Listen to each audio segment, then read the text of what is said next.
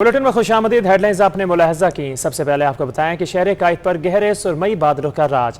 मुख्तलिफ इलाकों में फिर बारिश ने एंट्री दे दी। डिफेंस, FTC, शारा फैसल, कयूमाबाद में बादल बरस पड़े। ठंडी हवाएं चलने से मौसम खुशगवार हो गया। मौसम का मजीद अहवाल जानते हैं अपने नुमाइंदे जावेद कायम खानी से। जी जावेद, बताइएगा। शहर कायद में गुज़िश्ता एक माह से बादलों ने डेरे जमाए हुए हैं।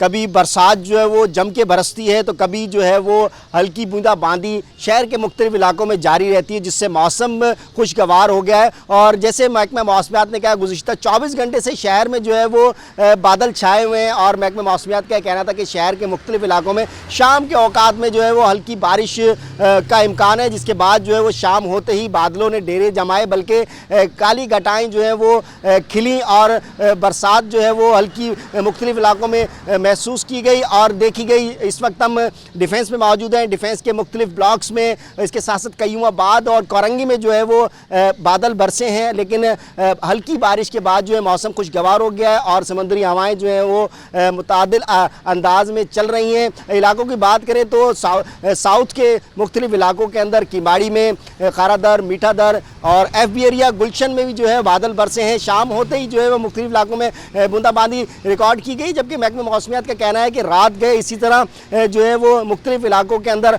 हल्की बूंदाबांदी और कहीं पर हल्की बरसात जो है वो का इम्कान है। जबकि इस वक्त अगर शहर के दर्जे हरारत की बात किया तो 28 डिग्री सेंटीग्रेड रिकॉर्ड किया गया और सुबह से ही जो है वो तकरीबन कम से कम 27 डिग्री सेंटीग्रेड और ज़्यादा से ज़्यादा जो है वो 28 डिग्री सेंटीग्रेड नोट किया गया था। समुद्री हवाएं भी चल रही हैं, नमी का तनासुब भी बेहतर है, जिससे मौसम जो है वो बेहतर और खुशगवार महसूस किया जा रहा है। शहरियों के चेहरे जो है इस मौसम के बाद खिल उठे हैं, जो गुज़िश्ता एक माह से तेज़ बारिश का सामना कर रहे थे। लेकिन महकमा मौसमियात का कहना है कि जो जोर है उसका मौसम का वो टूट गया है, वो सिस्टम जो है वो मानद पड़ गया, लेकिन उसके असरात अभी मौजूद हैं। शहर में बादल छाए रहेंगे और मुख्तलिफ मकामात पर जो हल्की बारिश का इम्कान है। जबकि नया सिस्टम जो है जिसकी पेशगोई की थी बरसात भारतीय गुजरात की जानिब से सिस्टम दाखिल होगा, वो पहले सिंध के समुद्री इलाकों में आएगा, उसके बाद कराची का रुख करेगा। उसके लिए जो है वो ये अलार्मिंग सिचुएशन है, लेकिन अभी जो है वो मौसम ओवरऑल। बहुत शुक्रिया जावेद इस तफसील का।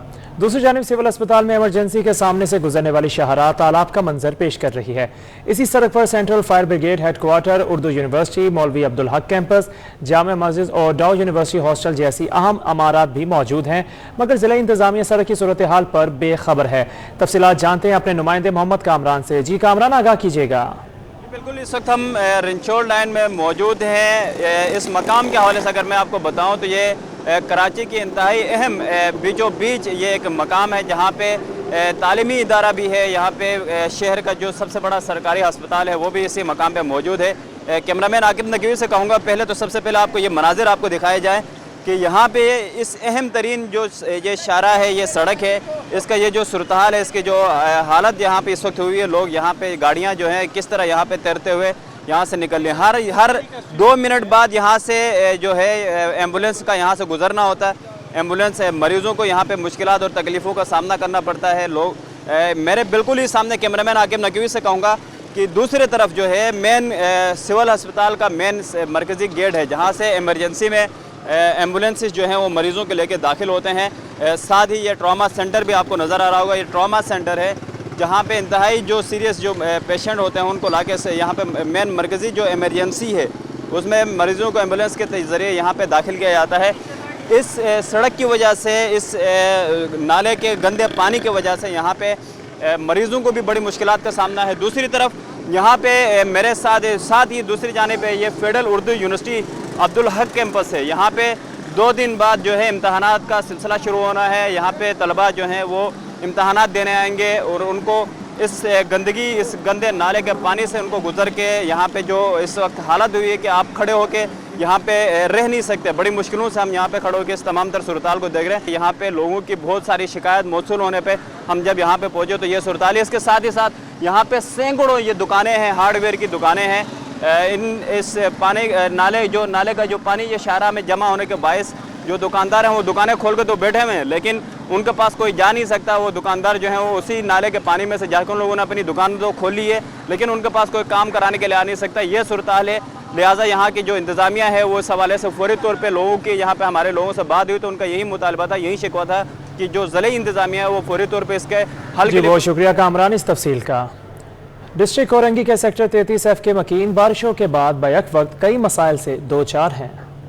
कायद में मानसून बारिशों से कई मसाइल ने जन्म ले लिया। निकासी आपकी अबतर सूरत हाल, कचरे के भी ढेर, सड़कें और गलियां भी टूट फूट का शिकार हैं। कोरंगी सेक्टर 33F के मकीन भी अजियत में मुब्तला हैं। गंदगी और गलादत इलाके में हर जगह फैली हुई है। मसाजिद जाने वाले नमाजी हजरात को भी परेशानी का सामना है।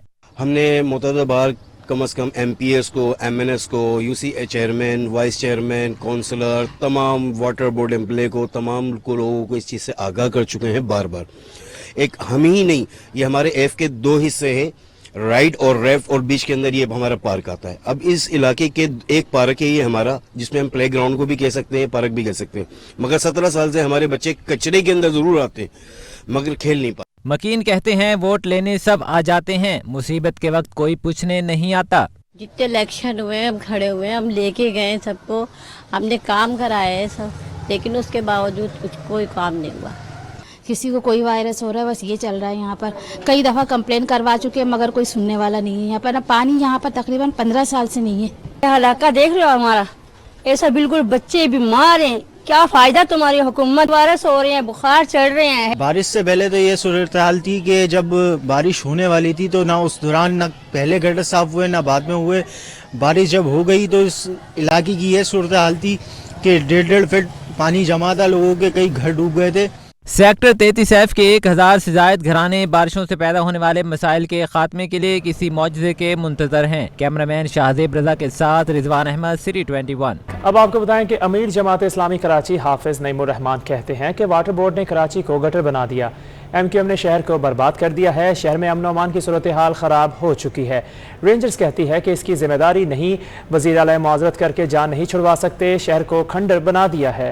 टूटी फूटी सड़कें, बारिश के बाद तालाब बनती गलियां, कराची के कीचड़ बनने पर हाफिज नईम बरस पड़े। हुसैनाबाद चौरंगी पर दौरे के दौरान अमीर जमात इस्लामी कराची हाफिज नईमुर रहमान ने शहरी इंतजामिया और सूबाई हुकूमत को तनकीद का निशाना बनाया। बोले कि डिस्ट्रिक्ट सेंट्रल खंडर बन चुका है। वाटर बोर्ड ने पूरे शहर को गटर बना दिया है। जितने भी आस पास के इलाके हैं उनमें बदतरीन गंदगी है, कचरे की सूरत हाल है।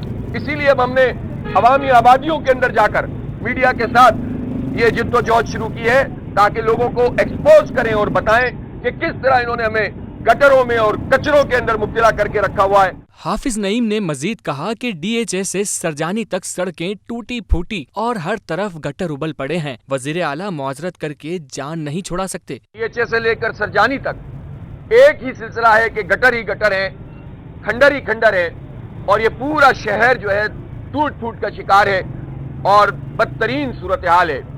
ये कहकर नासिर शाह साहब जान नहीं छुड़ा सकते कि हम माजरत चाहते हैं, और ये कहकर मुराद अली शाह साहब भी जान नहीं छुड़ा सकते कि हमसे गलतियां हुई हैं। हाफिज नईम ने ये भी कहा कि दुकानदारों पर टैक्स लगा दिया गया है। हम कहते हैं टैक्स जमा होना चाहिए। उन्होंने मुतालबा किया कि शहर में मसाइल के हल के लिए फौरी तौर पर बल्दियाती इंतखाबात कराए जाएं। कैमरामैन इमरान एके के साथ जुनैद फिरोज, सिटी 21। वज़ीर आला सिंध मुराद अली शाह ने वज़ीर आला बलोचिस्तान अब्दुल कदूस बजिंजो से टेलीफोनिक रब्ता करके बलोचिस्तान में शदीद बारिशों से होने वाले जानी और माली नुकसान पर इजहार यकजहती की और अपनी हुकूमत की जानिब से हर मुमकिन ताउन की पेशकश की। Chairman Peoples Party Bilawal Bhutto Zardari ने वज़ीर आला सिंध को बलोचिस्तान की बारिश से मुतासर लोगों की मुकम्मल मदद करने की हिदायत की थी।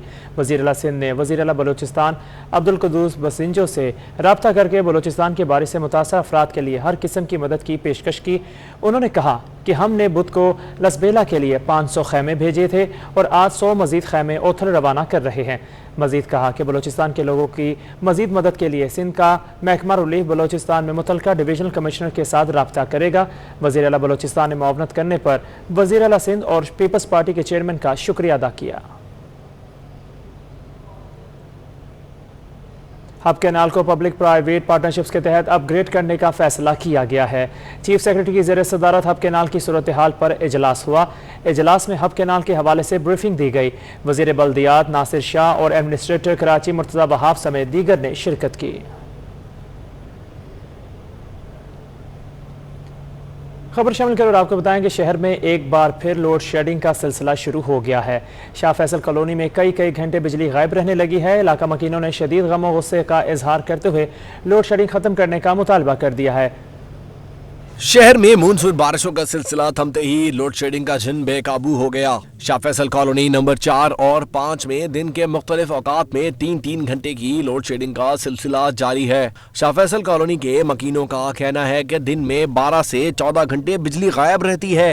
रात गए भी के इलेक्ट्रिक इनकी नींद हराम कर देता है। गैर एलानिया तौर पर बिजली बंद कर दी जाती है। पहले तो कुछ कमी चल रही थी, लेकिन अब तो यह है कि 3-3 घंटे की लाइट कर दी है, वो भी 4 टाइम। पूरी रात हमारे यहाँ लाइट नहीं होती है। इतना तंग करके रखा। अब बिल्स ऐसे आ रहे कि भरने से हम तो सोच रहे हैं कि बिजली कटवा के ऐसे ही बैठ जाए। दिन में भी 3-3 दफ़ा लाइट जाती है, बहुत परेशानी है। 2.5 घंटे 3 दफ़ा, अब तो 4 दफ़ा जा रही है, तो ना बहुत सुकून बर्बाद हो गया है। मलीड, लांडी, कोरंगी, औरंगी टाउन समेत मुख्तलिफ इलाकों में 10 घंटे की बिजली बंद की जा रही है। गुलशन इकबाल, गुलिस्तान जौहर, नॉर्थ नाज़ाबाद और फेडरल बी एरिया में 3 से 12 घंटे की बंदिश का सिलसिला जारी है। कैमरामैन फरहान अहमद के हमरा हबीब खान, सिटी 21। ऑल पाकिस्तान अंजुमन ताजरान सिंध ने फ्यूल एडजस्टमेंट कीमत में जून के लिए के इलेक्ट्रिक की फी यूनिट बिजली की कीमत में 11 रुपये 37 पैसे इजाफे को मुस्तरद कर दिया है। सदर ऑल पाकिस्तान अंजुमन ताजरान सिंध जावेद कुरैशी ने कहा है कि पहले ही टैक्सेस की भरमार है। फ्यूल एडजस्टमेंट के नाम पर जुल्म नामंजूर है। हुकूमत फौरी तौर पर ऐसे इकदाम उठाए कि अवाम और ताजरों को रिलीफ मिले। जैसे कल नेपरा ने के इलेक्ट्रिक के लिए 11 रुपये 37 पैसे बिजली के बिलों में, जून के बिलों में जो फ्यूल एडजस्टमेंट की मद में जो 11 रुपये 37 पैसे बढ़ाए हैं, इसे कराची की आवाम और ताजिर बिरादरी अक्सर मुस्तरद करती है। ऑलरेडी पहले ही टैक्सों की भरमार और इस तरीके से फ्यूल एडजस्टमेंट के नाम पर 11 रुपये 37 पैसे बढ़ाना किसी भी तरीके से कबूल नहीं है। हुकूमत को फिलफौर ऐसे इकदाम उठाने चाहिए ताकि आवाम और ताजिर बिरादरी को रिलीफ मिले।